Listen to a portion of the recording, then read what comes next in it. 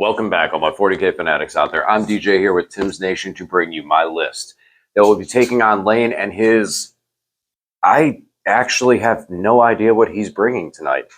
As everyone who is up to 40K news knows, that on Thursday of last week, we saw the points and data sheet changes. A couple rules and some stuff to the game, which changes a lot of armies. Some armies went significantly up in point costs. Some armies went down. And all in all, it makes it that we're changing lists and we're doing a lot of new stuff. So today, originally, I was going to bring the Necron list that I plan on playing more competitively, and that I've been working on a lot with my spiders and stuff like that. But due to the outpour from the community, and again, as always, thank you guys very much for all the comments, the conversations. I love it.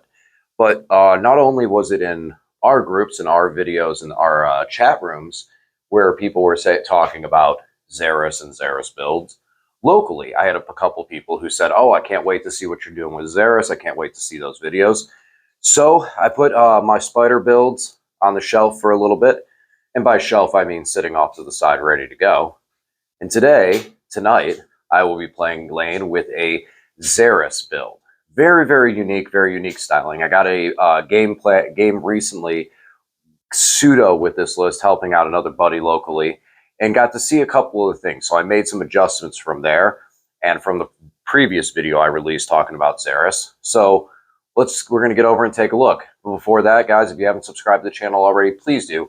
Turn on the bell for notification, get notified on all the content that we bring you here on the channel, including Lane's list, as well as the battle report later on this evening. With that being said, guys, it's time to unleash the Necron dynasty. All right, so here we go. This is my Necron list I will be bringing tonight. No real nicknames for this one yet. Haven't come up with anything cute. So leave a list in the comment section down below. What do you guys think we should call this thing? So let's go through what we got going on.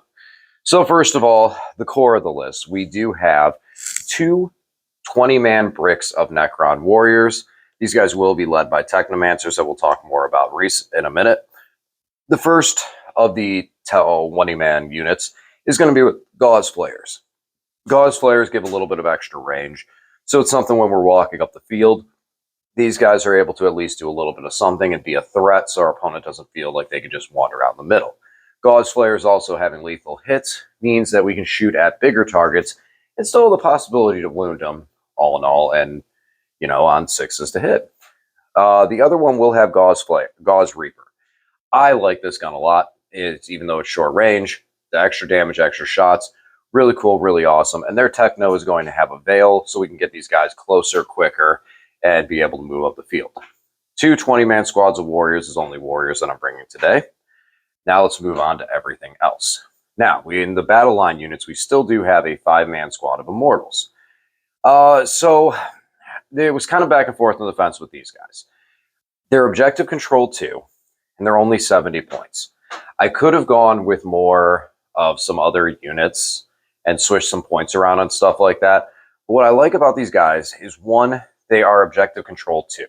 So these guys are nice to be able to get on the corner objective and potentially hold it over other units that might try and just sneak on there, like a vehicle or a fast-moving unit that could easily steal it away from objective control 1. And being the fact that things like Scarabs are objective control 0, it felt fitting for these guys. Also, they do have all the Telsa Carbine, so they can advance and still do actions. They're 10 points cheaper than the Tomb Blades, which was kind of important for me to be able to put a little bit of extra other stuff in the army, but we'll see if these guys actually can hold out. Having a 5-man means that there's 5 bodies, so we're given extra blast, but we'll see how it goes. All in all, I think these guys will be decent at their job, which is going to be getting to that corner objective and just being on that corner objective so other units can do other things. Speaking of Tomb Blades, we do have a 3-man squad of Tomb Blades. So the Tomb Blades are going to have 1 Telsa Carbine as well as 2 Particle Beamers. This way, this unit is able to advance and still do their actions. These guys are inherently -1 to hit and do have a 5-up invuln, which just makes them all around more durable. They're also objective control 2, whereas the Immortals will give me an objective control value of 10 with all of them on there. these guys are still objective control 6 and can do for some nice little steals later into the game. I don't necessarily know. Honestly, in a lot of scenarios, I feel like these guys are going to all around be better point for point than the Immortals. What it came down to was that 10 last extra points, because I still wanted to take 3 Scarabs. Scarabs being able to lower objective control value as well as doing mortal wounds is actually really cool. These guys are still quick, much like the Tomb Blades, a lot of wounds as well, and are great action monkeys. I think in some ways these might be the better action monkey than the Tomb Blades, just because of the fact of their point value. You know, you get 3 of these guys for the cost. You can get 2 3-man squads of Scarabs for the cost of 1 3-man squad of Tomb Blades. So I think these guys still are very strong for that role. Sadly, that's the only role that I see them for. As opposed to the Immortals, in this whole section of what these guys all do in their jobs, it might be a point where it's trying to figure out how to shave the last 10 points to turn the Immortals into another squad of Tomb Blades. But for right now, Immortals I think will do the job okay. Now, the last of my action dealing units is going to be my 3 Ophidian Destroyers. These guys just dropped down to 100 points. And honestly, at 110, it wasn't even that bad.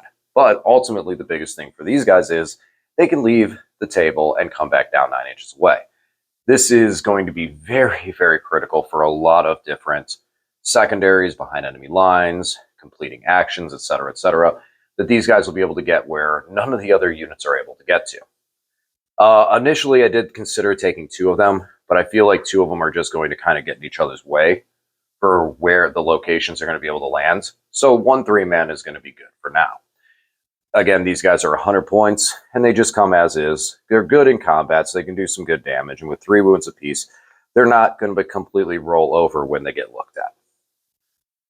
Moving on to the Canoptic Reanimator. What can I say about this guy? He is just a linchpin of so many lists, and because of the fact that he can still just move into the corner of a piece of terrain and give his aura of reanimation, he's still just very good. Albeit there isn't as many targets, but anything can get popped off the reanimation. He went up in points. I still think he is absolutely an auto-include, and you got to at least have one of your lists just because of how much he boosts that reanimation ability. That extra D3 is massive, especially for things like warriors. Moving on to some more of my damage section of the show. First things first, we have a Luminar Szeras. So Luminar Szeras is the center point of a lot of the stuff in this army. He has an aura, which will give my battle line units Armor of Contempt, as well as increase the AP on their weapons by 1. Anytime he kills a model in combat, at the end of that phase, he will gain an extra 3 inches to the aura for this ability.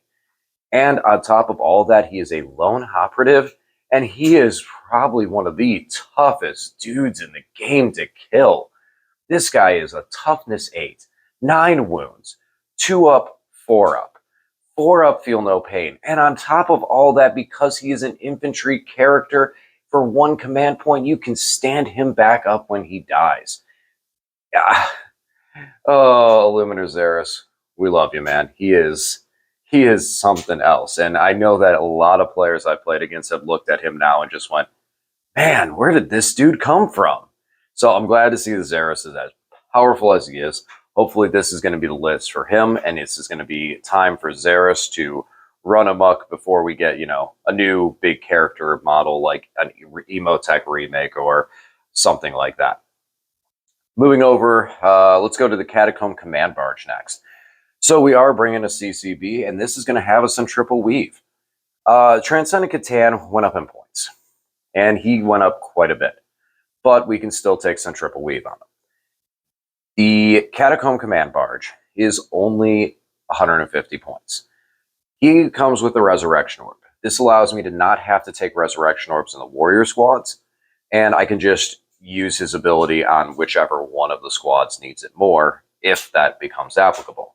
Not to mention, because other units like the Scorpex, spoiler alert, are infantry, he can target them as well, because he can target infantry and mounted with his reanimation orb. So everything in my army except for the Scarabs could possibly receive benefits from that. On top of it, he does have the centripetal weave, so he has a 4-up invuln and a 4-up feel no pain, making him very tough to take down. He is a vehicle with the Overlord's blade, so he can tank shock and then still hit hard in combat. Also, he gives a boosted objective control value to everyone nearby him. So I considered giving him the Sovereign Cornell in this list, but I was able to get characters into enough of the units to give the +1s to and the abilities to that I wasn't too worried about, and I want this guy to be tough and able to do a different kind of job role. We also, as I said, we have two Technomancers. The two Technomancers will both have Canoptic control nodes just because of base sizes. Any questions about that, feel free to ask in the comment section. But right now it seems like there's a lot of Technomancers that were sold pre the Canoptic cloak model. And we haven't seen Games Workshop stance is, if the model comes on that base, you can use it. Well, I have like 7 of the old Technomancers, don't ask why, that are on 32 millimeters. So my belief right now is that the Canoptic cloak is what increases the base size. And if you take the Canoptic control node, you can use the smaller 32 base size, but don't quote me on that. TOs may feel differently about it. That's kind of my feeling onto it for right now. I'm working on getting a couple of larger base Technomancers, but I haven't seen the models that I really want to use fully yet. So for today, we'll use these guys as a Canoptic control node, since I don't really need the cloak to boost anything else.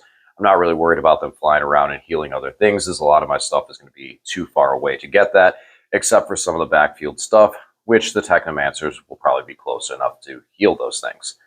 All in all, these guys are there to give the 5-up feel no pain to my warriors, as well as give the +1 to hit for them in combat, and, well, just +1 to hit in general. All right, here's what I'm most excited about. We got, for starters, a Hexmark Destroyer. Hexmark Destroyer, the Galactopus, has been such a meme. Like, this guy is like the king of memes. Whether it was in 9th edition till now, he is just meme generating. He generates more memes than he does shots. This guy, whenever you shoot a unit near him, he can just shoot at another unit. He doesn't even need to shoot back at the unit that just shot. He can just shoot and pummel something else. This guy is really, really, really neat in what he's able to do. So I'm looking forward to running him, especially since I'm not Sovereign Cornelling him. He can be up closer. He's also a lone operative, so you're going to have to get within 12 if you want to hit him. And a character, so he can stand back up if he wants. Hexmark is pretty cool. I'm looking forward to running him. He might be something that I could cut the points for with those Immortals and stuff later on. But I felt like this is the type of list that can do really, really well from him, especially with the bulk of bodies that I have on the field. All right, last, the main event. We are bringing three-man squads of Scorpec Destroyers that are all 100 points apiece. And we will be tacking on 3 Scorpec Lords. Triple Scorpec Lord in this list. The Scorpec Lord is nasty at 100 points. Not only does he have a 4-up invuln, and not only does he hit out like a truck, but he actually physically is a truck, since he can do impact damage when he charges. On top of being able to give lethal hits to the Scorpecs, the Plasma Sight that you can burn to give devastating wounds, which I know some people go, well, isn't that redundant? Hey, 6s both sides can do some work. I'll take it. And this guy is just mean. When I ran him twice, my opponents were both very happy when the Scorpecs died, and then very sad to see the Scorpec Lord was still carrying his weight heftively. So I want to see now with the point drops if these guys could do some work, especially with the style list and some of the deficiencies I've noticed with this style and this build. All right, so that's the list I'm bringing today. So let's talk a little bit about why I made the choices, what I did, and that stuff, because I do know there is some interesting choices with certain stuff and why I did what I did. So I played a game recently with this list. A friend of mine who's kind of learning the game, and he has Szeras and warrior builds and stuff like that. So we did feel like the direction, shout outs to Andrew for this, would be better for him because of some of the models he already has. And we did a fire base behind it. And the one thing that I noticed with the warriors is warriors don't die. But then again, they don't really kill anything either. They really struggle in combat, and we struggle to have stratagems and support to really get these guys to be able to do the damage in combat. I did spend a command point on the strat to give these guys +1 strength, +1 AP, Hungry Void, as well as having Szeras nearby, so give these guys +2 AP, but there's not enough attacks. And some units that are a little bit better in combat are bringing way more attacks and are just able to pick our guys up one by one by one and force us to reanimate and spend command points where we don't need to. There are tricks that we have for pulling models, coherency tricks to get ourselves out of combat so we don't have to go into combat for the next turn. But when you're doing that every single turn, you're giving your opponent free kills with some of those combat tricks and then not catching up with reanimations, but at the same time too, not progressing forward up the map. And that's one of the issues that I noticed the most with the Szeras build. I put some guns in there. Once again, now we're back in the fact that the warriors are bogging everything down. A lot of opponents are not afraid to charge into the warriors because of the lack of damage that they're going to do. So now we're at a point that we're just not removing anything, and we're getting stopped. That's where I started looking at the score packs. Now, Lich Guard went up in points. So a 10-man squad with, a 5-man squad with spears costs more than 3 score pack destroyers. Granted, there's pros and cons on both sides of it, but you figure the score pack destroyers, each one has 4 attacks apiece versus the 2 attacks for the spears. I mean, there's a lot of numbers we can toss around here.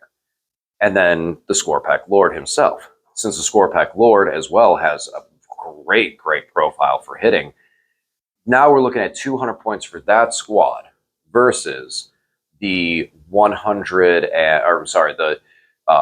200 some points, excuse my numbers, for a 10-man of Lich Guard. I'm not saying that Lich Guard don't have play. I feel like the Lich Guard with sword and shield is going to be the better play right now. But as someone brought up to me earlier in chat, we're looking at like 450 points or more for Lich Guard on the field to be, a 14-man with the Crypt Thralls and everything else to push on center. I'm looking at 200 points a squad for a score pack lord and 3 score pack destroyers. 200 points. So I spent 600 points. 100 point, like if you want to round up with some of the upgrades and say almost 500 points on Lich Guard versus 600 points. I was spending 100 more points to take 6 Lich Guard, score pack destroyers and 3 score pack lords. And the score pack lord is mean. Plus, as I said, their role is back cleanup. Once those warriors hold something, tag something, and get blocked in where they're not able to move, that's when the score packs are able to come out and hit. Because they lack an invuln, because they lack feel no pain, some of the defensive abilities, and we also lost the stratagem, I definitely want to have something that's going to hold, grab their arms, hold them back, and let the score packs come in and start gut punching them. That's what I want. And that's what I'm looking for with this list.